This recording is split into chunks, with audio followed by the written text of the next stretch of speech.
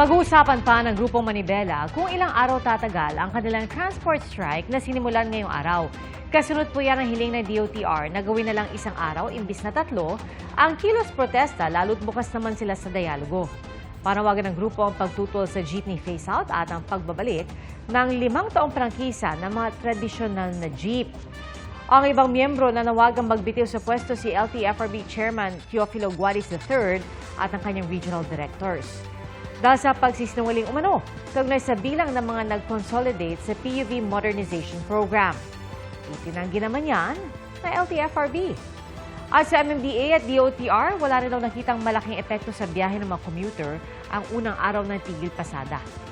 Samantala, ngayong gabi nagsimula ang pag-extend ng 1 oras sa operasyon ng MRT-3 at i-adjust naman ang oras ng pagbubukas ng MRT-3 tuwing weekend. Mga kapuso, maging una sa saksi.